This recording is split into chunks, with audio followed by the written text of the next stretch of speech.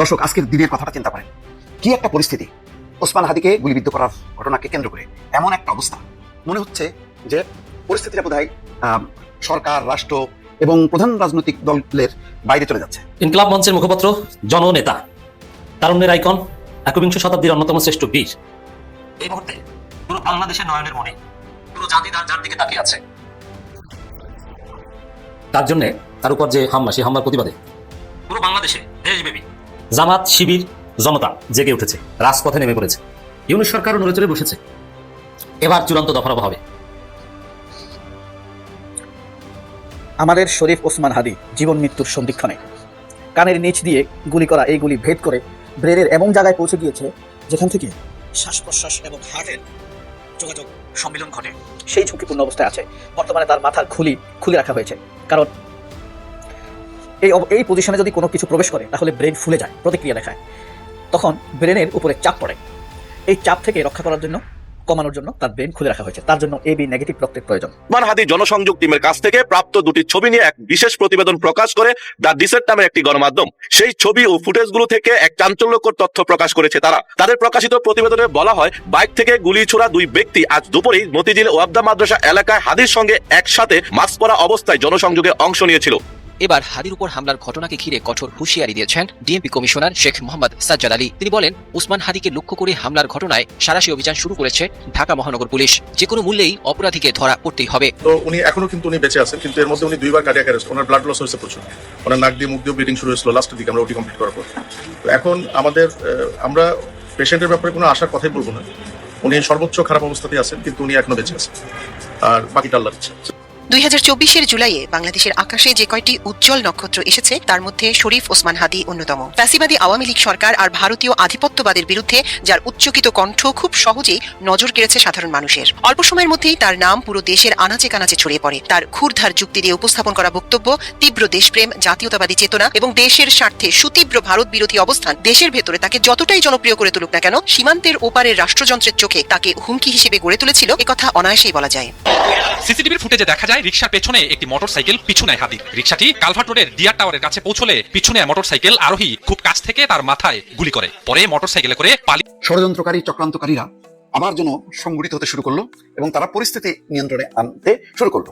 হঠাৎ করেই বাসে আগুন জ্বললো। কেন ওসমান হাদিকে গুলি করা হলো এখনো বোঝা যাচ্ছে না। তবে এটা মনে করার কোনো কারণ নেই যে এটা নিছক একটা দুর্ঘটনা। এটা অবশ্যই পরিকল্পিত একটি লক্ষ্য এবং তার একটা উদ্দেশ্য আছে। কারণ আগের দিন তফসিল কারা চায়নি, কারা চেয়েছে শুরু থেকেই নির্বাচন যাতে না হয়, আবার নির্বাচন হলেও যাতে সেটা বেশ দেরিতে অনুষ্ঠিত হয়। এই তৎপরতাগুলো খুবই পরিষ্কার। আমি আর নাম ধরে ধরে বলতে চাই না, আপনারা শুধু চোখ বন্ধ করে দেখেন যে যখন বিএনপি নির্বাচনের কথা বললো, সাথে সাথেই মনে হচ্ছে যেন কি একটা সর্বনেশের কথা বললো। অথচ এখন পারলে ডক্টর মোহাম্মদ ইউনূস কালকে নির্বাচন দিয়ে খোদা হাফেজ বলে। সারাদিন আজকে চক্রান্তের গুটি চালানো হলো। রাতের বেলা 9:30টার সময় মির্জা ফখরুল ইসলাম আলমগীর যেন মৌচাকে ঢিল দিলেন। সব যেন তছনছ হয়ে গেল। অনিশ্চয়তা, অস্থিরতা, ষড়যন্ত্র, চক্রান্ত। তিনি কি বললেন? 25শে ডিসেম্বর তারেক রহমান দেশে ফিরবেন। সাথে সাথেই রাজনৈতিক অঙ্গনে সুবাতাস। এবং তার আগে দেখেন বেগম খালেদা জিয়ার অসুস্থতাকে কেন্দ্র করে একটা গুমট পরিবেশ। এবং এটাও যেন একটা বিশাল অপরাধ, হয় বেগম খালেদা জিয়ার অথবা তারেক রহমানের। কেন তারেক রহমান আসতে পারছেন না, এটাই যেন মূল ইস্যু। হ্যাঁ, এটা ঠিক, বিএনপি তার সাংগঠনিক অবস্থা, তৃণমূলের যে অগোছালো একটা অবস্থা, নানা রকম অভিযোগ, তার মধ্যে নির্বাচনকে কেন্দ্র করে একটা বিশৃঙ্খলা, নমিনেশন আমি বলবো যে হয়তো 60 বা 70% ঠিক আছে, কিন্তু 30% ঠিক নেই। এই কাজগুলো এখানে যারা দায়িত্ব পালন করেছেন তাদের ব্যর্থতা আছে, কিন্তু সমস্ত ব্যর্থতার দায় তারেক রহমানের উপর চাপানো হলো। বলা হলো যে এরকম একটা বিশৃঙ্খলা অবস্থা এবং তিনি দেশে ফিরবেন না, কারণ তিনি ভোটার হননি, তিনি নির্বাচন করবেন না, তিনি লন্ডন থেকে আর দেশে ফিরবেন না। এমন প্রচারণা যখন কি বেগম খালেদা জিয়া মুমূর্ষ অবস্থায়, তখন জোরে সোরে চালানো হলো। উদ্দেশ্য একটাই, বিএনপিকে ডাউন করো। এই 5ই আগস্টের পট পরিবর্তনের পর থেকে সকল শক্তি বাংলাদেশে অবস্থিত, মূল শক্তি এবং জুলাই বিপ্লবের নামে যারা এটাকে ছিনতাই করার একটা চেষ্টা করলো, তারা শুদ্ধ নেমে গেল বিএনপির বিরুদ্ধে এবং তারেক রহমানের বিরুদ্ধে। ব্যাপকভাবে অপপ্রচার চালানো হলো, তিনি আর আসবেন না, বিএনপি শেষ, বিএনপি দুর্নীতিবাজ, বিএনপি ফ্যাসিস্ট, বিএনপি সংস্কার চায় না, বিএনপি বিচার চায় না, বিএনপি ইন্ডিয়ার দালাল, বিএনপি আওয়ামী লীগের সাথে আঘাত করেছে, এমন কোনো কথা নেই। দেখেন কি দুর্ভাগ্য, তারেক রহমান বলা যায় যে আহত বা সুস্থ অবস্থায় তিনি কিন্তু আজকে থেকে 17 বছর আগে লন্ডন চলে গিয়েছিল। যিনি এই লন্ডন থেকে এই সময়টা বলতে গেলে বেগম খালেদা জিয়া কয়েকটা বছর পরেই তো কারাগারে ঢুকে গেল, লম্বা সময় তিনি দলকে নেতৃত্ব দিলেন, আন্দোলন করলেন, শেষ মুহূর্ত পর্যন্ত আন্দোলনে ছিলেন। অথচ গত 8-10 বছরে কিন্তু অনেক দল প্রকাশ্যে ছিল না। আমি নাম বললাম না, আপনারাই খোঁজেন। হঠাৎ করে 5ই আগস্টের পর তারা গর্ত থেকে বের হয়ে বললো যে আমরাই আসল, বিএনপি খারাপ। বিএনপির মতন এত নিকৃষ্ট দল আর হয় না। ব্যাপকভাবে দেশব্যাপী অপপ্রচার হলো। দুর্ভাগ্যজনক আমাদের সরল মানুষ অনেকে মনে করতে লাগলো তাই তো, এই দলের নেতৃত্ব নাই, বেগম খালেদা জিয়া অসুস্থ, তার ছেলে আসে না, এই দলের আর কোনো ভবিষ্যৎ নেই। এমন একটা যখন পরিস্থিতি, এবং বিশেষ করে আজকে তো সেটার একটা চূড়ান্ত রূপ দেখা গেল গতকালকে তফসিল, এবং আজকে ওসমান হাদিকে খুব টার্গেট করে তাকে হত্যার উদ্দেশ্যে গুলি চালানো হলো, যাতে সবকিছু তছনছ হয়ে যায়, তারেক রহমান যাতে ভয়ে আতঙ্কে যাতে আসতে না পারে। এমন যখন পরিস্থিতি, তখন রাত্রে 9:30টার সময় জরুরি সংবাদ সম্মেলন ডাকলেন মির্জা ফখরুল। কেউ বুঝতে পারে নাই যে কি খবর দেবেন তিনি। এমন একটা খবর দিলেন যে খবরের মধ্য দিয়ে এই যে বেগম খালেদা জিয়ার অসুস্থতা, হাদিকে কেন্দ্র করে যে একটা অস্থিরতা, বাসে আগুন দেওয়ার চেষ্টা, এবং মহল বিশেষ যারা এবার নির্বাচন করতে পারছে না, তারা যখন কি সংঘবদ্ধ হচ্ছে যে কোনো মূল্যে তারা নির্বাচন প্রতিহত করবে, এবং সেই প্রতিহত করাকে আবার ইন্ধন দিচ্ছে যারা ক্ষমতায় আসতে পারবে না বলে তারা মনে করছে, যাদের কনফিডেন্সের অভাব, তারাও কিন্তু আবার একভাবে মানে তারাও তাল দিতে থাকলো, আর একরকম একটা পরিস্থিতি তৈরি করতে লাগলো, অনিশ্চিত একটা পরিস্থিতি। ঠিক সেই সময় ঘোষণা দেওয়া হলো তারেক রহমান ফিরছে। ফলে আজকের দিনের নাটকীয়তা কিন্তু একটা অন্য রকমের। সারা দুপুর বেলা থেকে 2:30 থেকে গুলিবিদ্ধ করার পর থেকে ওসমান হাদিকে ঘিরে যেই রকম একটা তাণ্ডবের একটা শঙ্কা করা হচ্ছিল, এবং যার ফলে অনেকেই মনে করছিল যে বোধহয় নির্বাচনটা ভেস্তেই যাবে, আর বোধহয় সম্ভব না নির্বাচন, এবং তফসিল সব বাদ, নির্বাচনই বাতিল হয়ে যাবে। ঠিক তখন তারেক রহমান ফিরছেন। কি বার্তা দিচ্ছে? বার্তা দিচ্ছে এই যে 12ই ফেব্রুয়ারি নির্বাচন হবে, সেই নির্বাচনটাকে সফল করার জন্য তারেক রহমান ফিরছেন। তিনি দলকে সংগঠিত করবেন, সারা দেশব্যাপী নির্বাচনী প্রচার অভিযান শুরু করবেন। যখনই তিনি দেশব্যাপী মুভ করবেন, তখন কিন্তু দেখবেন যে নির্বাচনী জোয়ার তৈরি হবে। এমনিতেই মানে অনেক আগে প্রার্থী তালিকা করেও কিন্তু এক ধরনের নির্বাচনী জোয়ার তুলেছিল, সেখানে ভুল ত্রুটি যাই হোক না কেন, অন্তত বিএনপির 1000 প্রার্থী মাঠে নেমে একটা নির্বাচনী আবহাওয়া তৈরি করেছিল।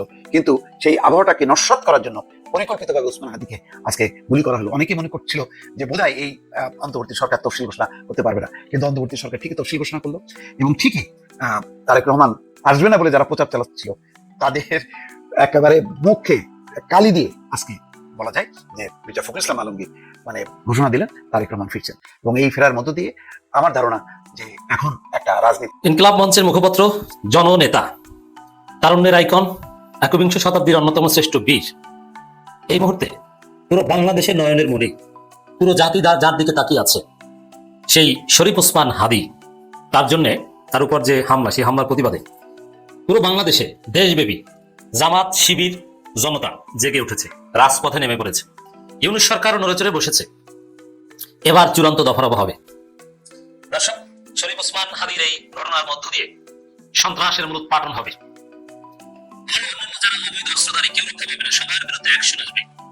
অতএব বিএনপি এবার উচিত শিক্ষা পাবে। এই ঘটনা বিএনপি ঘটিয়েছে আমি একবারও বলিনি।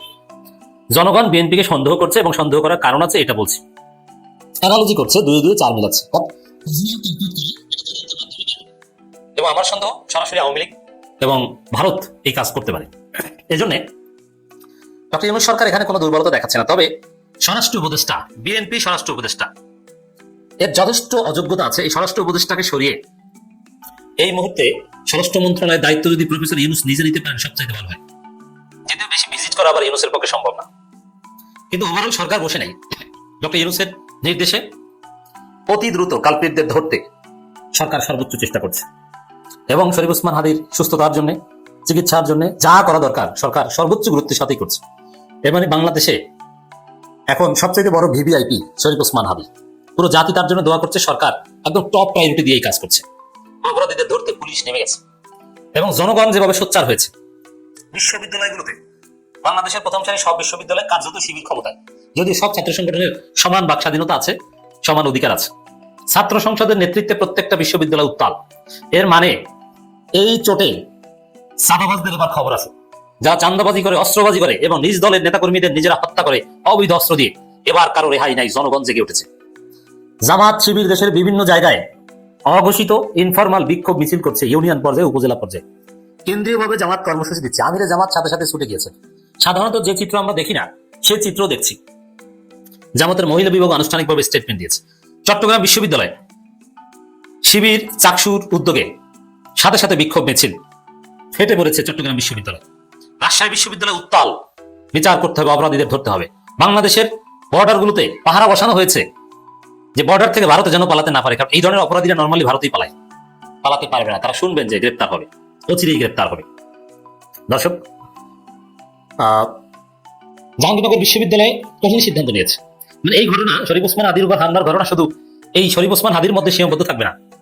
যেহেতু সরকার এবং জনতা জেগে উঠেছে, জামাত শিবির জনতা জেগে উঠেছে, সমস্ত চাঁদাবাজদের এবার খবর আছে, সমস্ত অস্ত্রবাজদের এবার খবর আছে। আওয়ামী লীগের কেউ এবার রক্ষা পাবে না। জনগণ গ্রামে গ্রামে হাটে বাজারে আওয়ামী লীগ ধরে পিটাবে। এবং আওয়ামী যারা চাকরি করতো, যেমন বিশ্ববিদ্যালয়ের শিক্ষকরা দেখেন যে গোপনে এখনো আসে এবং ছাত্ররা ধাওয়া দেয়, এদের চাকরি যাবে এবার। জাহাঙ্গীরনগর বিশ্ববিদ্যালয়ের শিবির ছাত্র সংখ্যা তার সিদ্ধান্ত নিয়েছে, আজ ওসমান হাদি কাল অন্য কেউ। জাবিতে জুলাই হামলায় অভিযুক্ত শিক্ষক কর্মকর্তা কর্মচারীদের বিচার নিষ্পত্তির আগ পর্যন্ত আজ থেকে জাহাঙ্গীরনগর বিশ্ববিদ্যালয় রেজিস্ট্রার অফিস ভবন অনির্দিষ্টকালের জন্য তালা জ্বলবে। এর মানে জরুরি ভিত্তিতে এই অভিযুক্তদের চাকরিচ্যুত করা হবে। অনেককে পুলিশের কাছে ধরিয়ে দেওয়া হবে। জাহাঙ্গীরনগর বিশ্ববিদ্যালয় এটা স্টার্ট করেছে, ঢাকা বিশ্ববিদ্যালয় এটা করবে। এর মানে ওই যে জামাইল্লা যাদেরকে দেখেছিলেন, ওরা কেউ রক্ষা পাবে না, ওদের চাকরি যাবে, ওদেরকে পুলিশ ধরবে। এই ঘটনার জের ধরে ওদেরকে ধরা হবে। দর্শক, ডক্টর ইউনূস সরকারের যে বিবৃতি, এটা প্রমাণ করে যে সরকার অত্যন্ত সোচ্চার। ওসমান হাদির উপর হামলাকারীদের দ্রুত আইনের আওতায় আনতে প্রধান উপদেষ্টার নির্দেশ। এর মানে আর এই ওসমান হাদির উপর হামলাকারীদের দ্রুত আইনের আওতায় আনতে গেলে আরো অনেক অপরাধীদের ধরতে হবে। এবং জনগণ এই অন্যান্য সামাজিক অপরাধ যেমন চাঁদাবাজ সহ বিভিন্ন অপরাধের বিরুদ্ধে সোচ্চার, অর্থাৎ বিএনপির রেহাই নাই। রাজধানীর বিজয়নগর এলাকায় ইনকলাব মঞ্চের মুখপাত্র ঢাকা ৮ আসনে সম্ভাব্য স্বতন্ত্র প্রার্থী শরীফ ওসমান হাদি দুর্বৃত্তদের গুলিতে গুরুতর আহত হওয়ার ঘটনায় গভীর উদ্বেগ প্রকাশ করেছেন অন্তর্বর্তী সরকারের প্রধান উপদেষ্টা প্রফেসর মোহাম্মদ ইউনূস। তিনি বলেন, নির্বাচনী পরিবেশে এমন সহিংস হামলা একেবারেই অগ্রহণযোগ্য এবং দেশের শান্তিপূর্ণ রাজনৈতিক অঙ্গনের জন্য একটি অত্যন্ত দুঃখজনক ঘটনা। আহত ওসমান হাদির সর্বোচ্চ চিকিৎসা নিশ্চিত করতে সংশ্লিষ্টদের প্রয়োজনীয় সব ব্যবস্থা গ্রহণের নির্দেশ দিয়েছেন প্রধান উপদেষ্টা।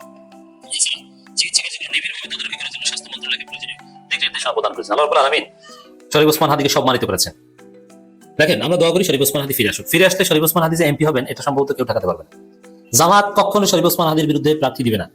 তাহলে মির্জা আব্বাসকে নির্বাচন করবেন না, এই কাজ মির্জা আব্বাস করতে পারবে না। জামাত চোখ বুঝে শরীফ ওসমান হাদিকে সমর্থন দিয়ে দেবে, আর জনগণ তাকে ভোট দেবে যদি আল্লাহ তাকে জীবিত রাখেন। আর এই অবস্থায় শরীফ ওসমান হাদি যে সম্মান পাচ্ছে, সরকার যেভাবে গুরুত্ব দিচ্ছে, এটা তার অর্জন, একজন বিপ্লবীর অর্জন। এই অর্জন এবং জনগণের দোয়ার মাধ্যমে তিনি আমাদের মাঝে ফিরে আসুন। একই সঙ্গে প্রধান উপদেষ্টা আইনশৃঙ্খলা রক্ষাকারী বাহিনীকে দ্রুত ব্যাপক তদন্ত চালিয়ে হামলায় জড়িত সবাইকে শনাক্ত করে আইনের আওতায় আনার কঠোর নির্দেশনা দিয়েছেন। এদিকে উপদেষ্টা পরিষদ জরুরি মিটিং এ বসেছে, আর জড়িতদের গ্রেপ্তার করতে গেলে আরো নানান আনুষঙ্গিক অপরাধের বিষয়ে জনগণ সোচ্চার হচ্ছে, অতএব এবার দফা হবে। ফুটেজ পর্যালোচনা হামলার পেছনে কোনো সংগঠিত পরিকল্পনা থাকলে উন্মোচনের জন্য তাৎক্ষণিক পদক্ষেপ নিতে বলছে। এখানে বোথ বিএনপি এবং আওয়ামী লীগ ফেসে যেতে পারে বলে আমার ধারণা। যে ঘটনা হয়তো আওয়ামী লীগ ঘটিয়েছে আর এর সাথে বিএনপি সমর্থন ছিল, দুই গ্রুপের সন্ত্রাসীরা মিলেও ঘটনা ঘটাতে পারে। মির্জা আব্বাস জানতেও পারেন, নাও জানতে পারেন, তবে তাকে সন্দেহের বাইরে রাখা যাবে না। প্রধান উপদেষ্টা নির্বাচনকে বাধাগ্রস্ত করার উদ্দেশ্যে কোনো ধরনের সহিংসতা বরদাস্ত করা হবে না। জনগণের নিরাপত্তা এবং প্রার্থীদের অবাধ চলাচল নিশ্চিত করা আমাদের দায়িত্ব। দোষীরা যেই হোক আইনের আওতায় আনা হবে। দর্শক, ব্যারিস্টার আসাদুজ্জামান ফুয়াদ সিংহ পুরুষ এবং ওসমান হাদির খুব ক্লোজ। আসাদুজ্জামান ফুয়াদ হুঙ্কার দিয়েছেন অন্যায়ের বিরুদ্ধে, চাঁদাবাজদের বিরুদ্ধে। এই ফুয়াদের মাধ্যমে কিন্তু হামলা শুরু হয়েছে, চাঁদাবাজদের হামলা। রাজশাহীতে মিছিল করেছে শিবির, বিক্ষোভ মিছিল করেছে শিবির, অনুষ্ঠান ঘোষণা করেছে, বিক্ষোভ মিছিল ঘোষণা করেছে। মহিলা জামাতও প্রতিবাদ জানিয়েছে, আমির জামাত সাথে সাথে দৌড়ে গেছেন। এর মানে জনতা জেগে উঠেছে, এবার দফারফা হবে। আমাদের শরীফ ওসমান হাদি জীবন মৃত্যুর সন্ধিক্ষণে কানের নিচ দিয়ে গুলি করা এই গুলি ভেদ করে ব্রেনের এমন জায়গায় পৌঁছে গিয়েছে যেখান থেকে শ্বাস প্রশ্বাস এবং হার্টের যোগাযোগ সম্মিলন ঘটে। সেই ঝুঁকিপূর্ণ অবস্থায় আছে। বর্তমানে তার মাথার খুলে রাখা হয়েছে, কারণ এই পজিশনে যদি কোনো কিছু প্রবেশ করে তাহলে ব্রেন ফুলে যায়, প্রতিক্রিয়া দেখায়, তখন ব্রেনের উপরে চাপ পড়ে। এই চাপ থেকে রক্ষা করার জন্য, কমানোর জন্য তার ব্রেন খুলে রাখা হয়েছে। তার জন্য AB নেগেটিভ রক্তের প্রয়োজন। শরীফ ওসমান হাদির উপরে যে হামলা হয়েছে তা হত্যার উদ্দেশ্যে করা হয়েছে, তাকে মেরে ফেলার জন্য করা হয়েছে। আল্লাহ যদি দয়া করে তার জীবনটা আমাদের মাঝে ফিরিয়ে দেয়। দয়া কেবল আল্লাহ, জীবন মৃত্যুর আল্লাহর হাতে। হাইয়াত মাইয়াত, জীবন হায়াত তার হাতে, মৃত্যু তার হাতে। সালামুন কাওলামির রব্বির রহিম। আল্লাহ যদি শান্তির উছিলায়, নবীদের উছিলায়, শহীদদের এত মানুষের দোয়ার জন্য আল্লাহ তার জীবনটা রাখুক। হাদির উপরে হামলার পরে অনেকে প্রতিক্রিয়া জানিয়েছে। ব্যারিস্টার ফুয়াদ বলেছেন যে যেখান থেকে পারেন সবাই হাদি হয়ে যান, হাদির মতো হয়ে যান। হাদির মতো আরেকজন ফুয়াদের উপরে কিছুদিন আগে হামলা হয়েছে, তেজগাঁ কলেজের আরেকজনের উপরে হামলা হয়েছে। কেউ এটার জন্য সরকারের পক্ষ থেকে কোনো প্রতিক্রিয়া দেখা যায়। আওয়ামী লীগ বামেরা উল্লাস প্রকাশ করেছে এসবের জন্য। ডাক্তার জাহেদ এদেরকে আমরা খুশি হতে দেখেছি, রেজাউল করিম রনিদেরকে আমরা খুশি হতে দেখেছি তাদের এসব কথাবার্তা। বিএনপির অসংখ্য লোককে আমরা এদের উপরে হামলা হলে খুশি হতে দেখি। ছাত্রদলের খিলগাছ সহসভাপতি সে বলেছে হাদির এটা নাটক। এইভাবে তারা প্রতিক্রিয়া জানিয়েছে। সবচেয়ে বড় প্রতিক্রিয়াটি হচ্ছে মির্জা আব্বাস যখন ঢাকা মেডিকেলে দেখতে গিয়েছে, তাকে সেখান থেকে ধাওয়া করেছে বিক্ষুব্ধ ছাত্ররা। একদম আমার কাছে খুব ভালো লেগেছে। আমি থাকলে কুত্তার বাচ্চাকে জুতা মারতাম, দূর থেকে হলেও জুতা মারতাম। খুনি, ঢাকার ভয়ঙ্কর খুনি হলো এরা। একটা ছিল খোকা, আর খোকার পোলা এখন উঠতেছে। আরেকটা মির্জা আব্বাস, আরেকটা ছিল আওয়ামী লীগের মোফাজ্জল মায়া, তারপরে আপনার মোফাজ্জল হোসেন মায়া, আরেকটা হইলো আপনার মির্জা আজম নানক। এই হইলো ঢাকার একদম সিন্ডিকেট খুনি এরা। এদের জন্য বদদোয়া করতে হবে, আল্লাহ যেন এদের উপরে গজব ফেলা, এদের ফ্যামিলির উপর আল্লাহ গজব ফেলে যেন মানুষকে নজির হিসেবে দেখায়। আল্লাহ নালন যেন এদের উপর বর্ষিত হয়। এবং বাংলা এডিশন ব্যতীত আর কেউ সিম্পেথেটিক নিউজ করেনি, এবং দৈনিক আমার দেশ নয়া দিগন্ত ছাড়া। বামপন্থী এবং ফ্যাসিবাদী কালের সকল সাংবাদিক এই হামলায় খুশি হয়েছে, এই মর্মে ফেসবুকে স্ট্যাটাস দিয়েছে। দুই একটা দেখানো ব্যতিক্রম ব্যতীত সবগুলা খুশি। পান্না বলেন, আপনার এই মাসুদ কামাল বলেন, এরা সব খুশি। আপনার উদিসা ইসলাম আমি ইচ্ছা করে ঘেটে ঘেটে দেখছি এরা কি প্রকাশ করেছে। পিনাকি ভট্টাচার্য এবং ইলিয়াস বলেছে কাউকে ছাড়া হবে না। আপন তো আসবিনি, আমরা এরা যত কথাই বলুক, পিনাকি ইলিয়াস কনকদেরকে যত নেগেটিভ হিসাবে দেখাক না কেন, নির্যাতিতদের জন্য আপন এরা ব্যতীত আর কেউ নাই। ইলিয়াস, কনক এরাই এই জুলাই আন্দোলনের আপন। এই মাহমুদুর রহমান, কনক সারোয়ার, ইলিয়াস, আলফা জানাম এরাই আপন। তবে এই হামলা আব্বাস, ওয়াকার বা ডিজিএফআই, ভারত, আওয়ামী লীগ এই চারটা আলাদা আলাদাভাবে করবে না। এই চারটা লোকে জানে, মির্জা আব্বাসও জানে, এই ওয়াকারও জানে, ভারতের রত জানেই, এবং আওয়ামী লীগও জানে। এবং ডাল্টন, সুভাত বর্তুজ ডাল্টন নামের এক লোক লিস্ট প্রকাশ করেছে যে সবার আগে হাদিকে মারতে হবে। এই গতকালকে পিনাকি ইলিয়াস ব্যতীত কনক, আমার দেশ, নয়া দিগন্ত তাও আমি ধরি না। সবচাইতে আমার বিরক্ত লাগছে জামায়াতের আমিরের প্রতিক্রিয়া। খুব বিরক্ত হয়েছি আমি। এত আপনার কাইসাইল বাইসাইল করা লাগবে না, আপনার এত ভং দেখানোর দরকার নেই। আপনি বলবেন যে আমি হামলার নিন্দা জানাই, তীব্র প্রতিক্রিয়া দেখাবেন আপনি উচিত নয়, এত হ্যান দেখানোর দরকার নেই। আমি বিরক্ত হয়েছি। তো এটা তো জামাতের আমির নিজে লেখে নাই, জামাতের আমিরের দোষ আছে। তোমরা প্রেস সেক্রেটারি রাখো না কেন? সোরবাটপাত দিয়ে চালাও, লিখতে জানে না কিছু না। ভালো প্রেস সেক্রেটারি রাখলেই তো হয়। আওয়ামী লীগের, বিএনপির নাই, ঠিক আছে, বিএনপির এগুলা শৃঙ্খলা নাই, কিন্তু তোমরা তো নিজেদেরকে শৃঙ্খলাবদ্ধ দাবি করো। একদম দামি ভালো প্রেস সেক্রেটারি রাখতে পারো না? শরম লাগে নাকি? নিজে সব বুঝো তোমরা। আমি এই কারণে বললাম, এটা বলার দরকার নেই। আহমদুল্লাহ হুজুর আরো ভালো প্রতিক্রিয়া জানাইছে, উদ্বেগ প্রকাশ করেছেন, নিন্দা জানিয়েছেন। আহমদুল্লাহ হুজুর সহজ সরল ভাবে বলেছেন, এরা ওই বুদ্ধিজীবী দেখাইতে গিয়া, মানে বেশি উপরে উঠাইতে গিয়া এই সেনাবাহিনীর দোষ দেওয়া যাবে না, এর ভারতের বিরুদ্ধে কিছু বলা যাবে না, এই ধরনের ভংসাং ধরতে গিয়া এলোমেলো করে ফেলে, আসল বক্তব্য বলতে পারে না। হাদির জন্য যে দরদ আছে এটাই আমি বুঝি নাই। তার ওই স্ট্যাটাসে আমি হাদির জন্য দরদটা বুঝি নাই। যাই হোক, আরো চমৎকার আন্তরিকতাপূর্ণ প্রতিক্রিয়া জানিয়েছে শেহরিন আমিন ভুঁইয়া মনামি। তিনি তার বাবার মৃত্যুর ঘটনা টানছেন, টেনে বলছেন অন্তত আমরা এইভাবে দোয়া করতে পারি। একজন আধুনিক মনা, যাদেরকে আমরা মানে আলট্রা মডার্ন মনে করি, সেই একজন মানুষ বলছে যে আল্লাহর কাছে এইভাবে দোয়া করো। এমনকি তার আমলটা আমি করছি। তার প্রতিক্রিয়াটা ছিল খুবই আন্তরিক। কিন্তু আমার কাছে আশ্চর্য লাগে, এই যে ডাক্তার জাহেদ টাইপের যারা আছে, এই যে প্রথম আলোর সাংবাদিক, আপনার ধরেন কালের কণ্ঠের সাংবাদিক, এরা সবাই মনে হয় যেন খুশি হয়েছে হাদির উপরে গুলি হওয়ার কারণে। হাদি না থাকলে এদের জন্য খুশি, এমন একটা ভাব প্রকাশ করেছে। এই যে সময় টিভির কোনো একটা ভালো প্রতিক্রিয়া জানাতে দেখলাম না। যারা আন্তরিক প্রতিক্রিয়া জানাইছে ওই ঘুরি ফিরে সাদেক কায়েম, এবি জুবায়ের, ফাতেমা জুমা, শেহরিন ভুঁইয়া মনামি, আমার দেশ, আলফা জানাম, আহমদুল্লাহ হুজুর, এই ঘুরি ফিরে বিপ্লব যারা করছে তারাই, যারা সেই 24 আগস্টে, জুলাই 36 জুলাই লাল জুলাইয়ের সময় আমাদেরকে সন্ত্রাসী বলেছে, আমাদের ভাইদেরকে সন্ত্রাসী বলেছে, তারা হাদির উপরে হামলাকে তাচ্ছিল্যপূর্ণভাবেই দেখেছে।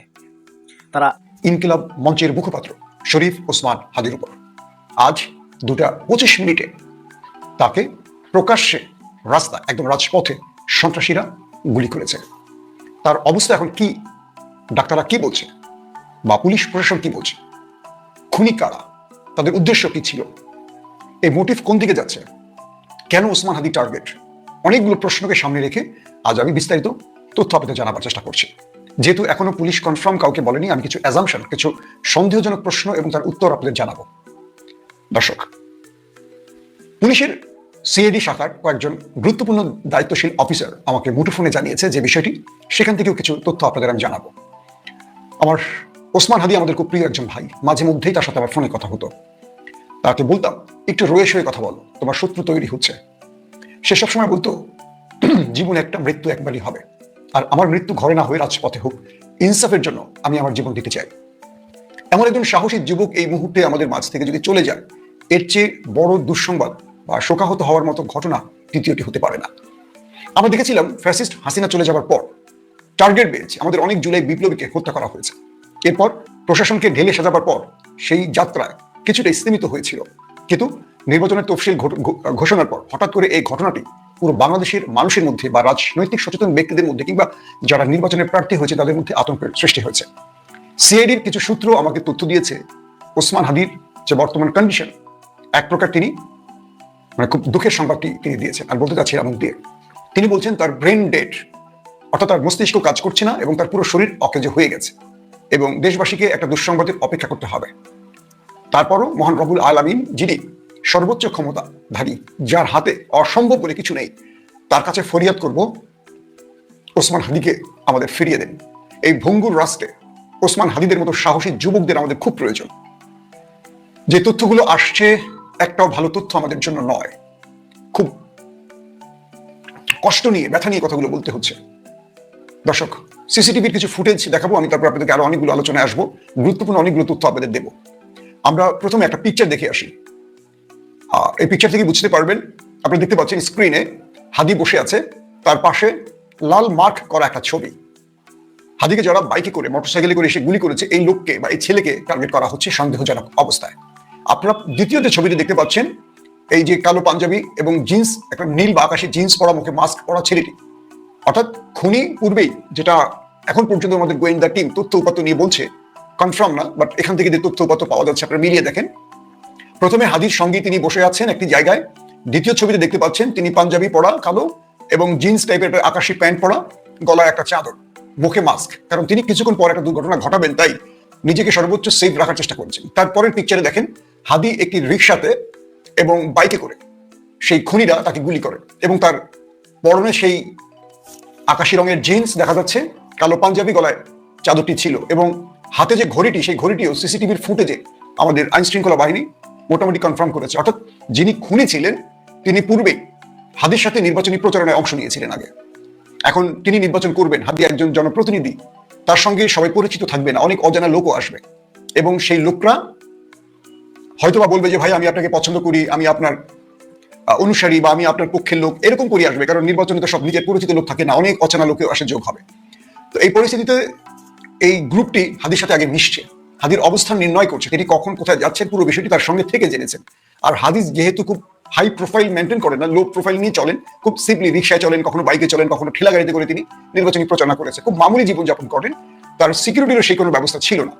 তো এই খুনিরা হাদিকে শনাক্ত করে তার সঙ্গে অবস্থান করে যখন হাদি রিক্সায় করে মুভমেন্টে ছিলেন, ওই সময় 3টি মোটরসাইকেলে 6 জন যুবক আসে, একটা গ্রুপ গুলি করে আর 2টো রেস্কিউ টিম ছিল এবং হাদির পেছনে থাকা হাদির আরেকজন সহযাত্রী, তারা যে বর্ণনাটি দিয়েছে ঠিক এভাবেই বলেছে এবং তারা হাদিকে এসে একদম মাথা টার্গেট করে গুলি করে, যাতে তারা মৃত্যু কনফার্ম করার জন্য একদম কানের পাশ দিয়ে হাদির মাথায় গুলি লেগেছে।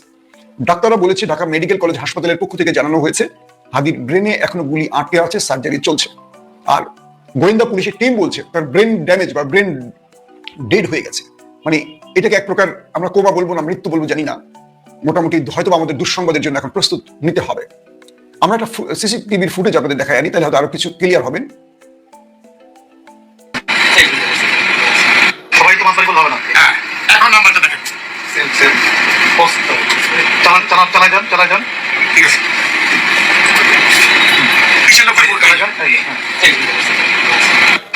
আমি আপনাদের আবারও দেখাচ্ছি, একটা রিক্সা যাচ্ছে, সামনে একটা অটো বাইক টাইপের কিছু, মানে অটো রিক্সা, পেছনে একটা রিক্সা, পেছনেই হাদির ডান পাশেই দেখা যাচ্ছে খুনিরা সেখানে অবস্থান করছে, তার পাশ দিয়ে আসছে এবং এখন নাম্বারটা দেখেন, সেম সেম পোস্ট চালা যান, ঠিক আছে,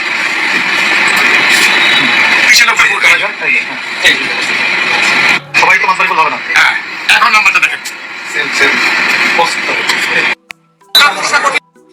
প্রিয় দর্শক, এই ঘটনার পরপরই কয়েকটি সূত্র থেকে আমাদেরকে বলা হয়েছে একটু গণমাধ্যমে জানাবার জন্য, যেন দ্রুত আমাদের বিমানবন্দর এবং সীমান্তগুলো নিরাপত্তা জোরদার করা হয় এবং টার্গেটে মানে খুনিরা দেশ ছেড়ে পালিয়ে যেতে পারে এই ভয় বা এই সতর্কতার জন্য দ্রুত সীমান্তগুলো যেন আটকে দেওয়া হয়। অর্থাৎ এই খুনিগুলো ওপার থেকে আসতে পারে সাসপেক্ট করা হচ্ছে এবং তারা দ্রুত সময়ের মধ্যে দেশ ত্যাগ করবে অথবা এতক্ষণ হয়তো দেশ ত্যাগ করেছে, এরকমও বলা হচ্ছে।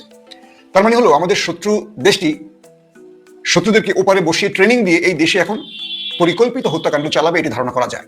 আমাকে দায়িত্বশীল গোয়েন্দা বাহিনীর ব্যক্তিরাই বলছে যে আপনারা একটু গণমাধ্যমে ফলাও করে বলেন যে দিনের কথাটা চিন্তা করেন, কি একটা পরিস্থিতি। ওসমান হাদিকে গুলিবিদ্ধ করার ঘটনাকে কেন্দ্র করে এমন একটা অবস্থা, মনে হচ্ছে যে পরিস্থিতিটা বোধহয় সরকার, রাষ্ট্র এবং প্রধান রাজনৈতিক দলের বাইরে চলে যাচ্ছে। ষড়যন্ত্রকারী, চক্রান্তকারীরা আবার যেন সংগঠিত হতে শুরু করলো এবং তারা পরিস্থিতি নিয়ন্ত্রণে আনতে শুরু করলো। হঠাৎ করেই বাসে আগুন জ্বললো। কেন ওসমান হাদিকে গুলি করা হলো এখনো বোঝা যাচ্ছে না। তবে এটা মনে করার কোনো কারণ নেই যে এটা নিছক একটা দুর্ঘটনা। এটা অবশ্যই পরিকল্পিত একটি লক্ষ্য এবং তার একটা উদ্দেশ্য আছে। কারণ আগের দিন তফসিল কারা চায়নি, কারা চেয়েছে শুরু থেকেই নির্বাচন যাতে না হয়, আবার নির্বাচন হলেও যাতে সেটা বেশ দেরিতে অনুষ্ঠিত হয়। এই তৎপরতাগুলো খুবই পরিষ্কার। আমি আর নাম ধরে ধরে বলতে চাই না, আপনারা শুধু চোখ বন্ধ করে দেখেন যে যখন বিএনপি নির্বাচনের কথা বললো সাথে সাথেই মনে হচ্ছে যেন কি একটা সর্বনেশের কথা বললো। অথচ এখন পারলে ডক্টর মোহাম্মদ ইউনূস কালকে নির্বাচন দিয়ে খোদা হাফেজ বলে। সারাদিন আজকে চক্রান্তের গুটি চালানো হলো। রাতের বেলা 9:30টার সময় মির্জা ফখরুল ইসলাম আলমগীর যেন মৌচাকে ঢিল দিলেন। সব যেন তছনছ হয়ে গেল। অনিশ্চয়তা, অস্থিরতা, ষড়যন্ত্র, চক্রান্ত। তিনি কি বললেন? 25শে ডিসেম্বর তারেক রহমান দেশে ফিরবেন। সাথে সাথেই রাজনৈতিক অঙ্গনে সুবাতাস। এবং তার আগে দেখেন বেগম খালেদা জিয়ার অসুস্থতাকে কেন্দ্র করে একটা গুমোট পরিবেশ। এবং এটাও যেন একটা বিশাল অপরাধ, হয় বেগম খালেদা জিয়ার অথবা তারেক রহমানের। কেন তারেক রহমান আসতে পারছেন না, এটাই যেন মূল ইস্যু। হ্যাঁ, এটা ঠিক, বিএনপি তার সাংগঠনিক অবস্থা, তৃণমূলের যে অগোছালো একটা অবস্থা, নানা রকম অভিযোগ, তার মধ্যে নির্বাচনকে কেন্দ্র করে একটা বিশৃঙ্খলা, নমিনেশন আমি বলবো যে হয়তো 60 বা 70% ঠিক আছে, কিন্তু 30% ঠিক নেই। সে এই কাজগুলো এখানে যারা দায়িত্ব পালন করেছেন তাদের ব্যর্থতা আছে, কিন্তু সমস্ত ব্যর্থতার দায় তারেক রহমানের উপর চাপানো হলো। বলা হলো যে এইরকম একটা বিশৃঙ্খলা অবস্থা এবং তিনি দেশে ফিরবেন না, কারণ তিনি ভোটার হননি, তিনি নির্বাচন করবেন না, তিনি মানে লন্ডন থেকে আর দেশে ফিরবেন না। এমন প্রচারণা যখন কি বেগম খালেদা জিয়া মুমূর্ষু অবস্থায় তখন জোরে সোরে চালানো হলো। উদ্দেশ্য কি? উদ্দেশ্য একটাই, বিএনপিকে ডাউন করো। এই 5ই আগস্টের পট পরিবর্তনের পর থেকে সকল শক্তি বাংলাদেশে অবস্থিত, মূল শক্তি এবং জুলাই বিপ্লবের নামে যারা এটাকে ছিনতাই করার একটা চেষ্টা করলো, তারা সুদ্ধা নেমে গেল বিএনপির বিরুদ্ধে এবং তারেক রহমানের বিরুদ্ধে। ব্যাপকভাবে অপপ্রচার চালানো হলো, তিনি আর আসবেন না, বিএনপি শেষ, বিএনপি দুর্নীতিবাজ, বিএনপি ফ্যাসিস্ট, বিএনপি সংস্কার চায় না, বিএনপি বিচার চায় না, বিএনপি ইন্ডিয়ার দালাল, বিএনপি আওয়ামী লীগের সাথে আঘাত করেছে, এমন কোনো কথা নেই। দেখেন কি দুর্ভাগ্য, তারেক রহমান বলা যায় যে আহত বা অসুস্থ অবস্থায় তিনি কিন্তু আজকে থেকে 17 বছর আগে লন্ডন চলে গিয়েছিল। যিনি এই লন্ডন থেকে এই সময়টা বলতে গেলে বেগম খালেদা জিয়া কয়েকটা বছর পরেই তো কারাগারে ঢুকে গেল। লম্বা সময় তিনি দলকে নেতৃত্ব দিলেন, আন্দোলন করলেন, শেষ মুহূর্ত পর্যন্ত আন্দোলনে ছিলেন। অথচ গত 8-10 বছরে কিন্তু অনেক দল প্রকাশ্যে ছিল না। আমি নাম বললাম না, আপনারাই খোঁজেন। হঠাৎ করে 5ই আগস্টের পর তারা গর্ত থেকে বের হয়ে বললো যে আমরাই আসল, বিএনপি খারাপ। বিএনপির মতন এত নিকৃষ্ট দল আর হয় না। ব্যাপকভাবে দেশব্যাপী অপপ্রচার হলো। দুর্ভাগ্যজনক, আমাদের সরল মানুষ অনেকে মনে করতে লাগলো তাই তো, এই দলের নেতৃত্ব নাই, বেগম খালেদা জি অসুস্থ, তার ছেলে আসে না, এই দলের আর কোনো ভবিষ্যৎ নেই। এমন একটা যখন পরিস্থিতি, এবং বিশেষ করে আজকে তো সেটার একটা চূড়ান্ত রূপ দেখা গেল গতকালকে তফসিল, এবং আজকে ওসমান হাদিকে খুব টার্গেট করে তাকে হত্যার উদ্দেশ্যে গুলি চালানো হলো, যাতে সবকিছু তছনছ হয়ে যায়, তারেক রহমান যাতে ভয়ে আতঙ্কে যাতে আসতে না পারে। এমন যখন পরিস্থিতি, তখন রাত্রে 9:30টার সময় জরুরি সংবাদ সম্মেলন ডাকলেন মির্জা ফখরুল। কেউ বুঝতেও পারে নাই যে কি খবর দেবেন তিনি। এমন একটা খবর দিলেন যে খবরের মধ্য দিয়ে এই যে বেগম খালেদা জিয়ার অসুস্থতা, হাদিকে কেন্দ্র করে যে একটা অস্থিরতা, বাসে আগুন দেওয়ার চেষ্টা, এবং মহল বিশেষ যারা এবার নির্বাচন করতে পারছে না, তারা যখন কি সংঘবদ্ধ হচ্ছে, যে কোনো মূল্যে তারা নির্বাচন প্রতিহত করবে, এবং সেই প্রতিহত করাকে আবার ইন্ধন দিচ্ছে যারা ক্ষমতায় আসতে পারবে না বলে তারা মনে করছে, যাদের কনফিডেন্সের অভাব, তারাও কিন্তু আবার একভাবে মানে তারাও তাল দিতে থাকলো, আর একরকম একটা পরিস্থিতি তৈরি করতে লাগলো, অনিশ্চিত একটা পরিস্থিতি। ঠিক সেই সময় ঘোষণা দেওয়া হলো তারেক রহমান ফিরছে। ফলে আজকের দিনের নাটকীয়তা কিন্তু একটা অন্য রকমের। সারা দুপুরবেলা থেকে সোয়া দুইটার দিকে গুলিবিদ্ধ করার পর থেকে ওসমান হাদিকে ঘিরে যেই রকম একটা তাণ্ডবের একটা শঙ্কা করা হচ্ছিল, এবং যার ফলে অনেকেই মনে করছিল যে বোধহয় নির্বাচনটা ভেস্তেই যাবে, আর বোধহয় সম্ভব না নির্বাচন, এবং তফসিল সব বাদ, নির্বাচনই বাতিল হয়ে যাবে। ঠিক তখন তারেক রহমান ফিরছেন। কি বার্তা দিচ্ছে? বার্তা দিচ্ছে এই যে 12ই ফেব্রুয়ারি নির্বাচন হবে।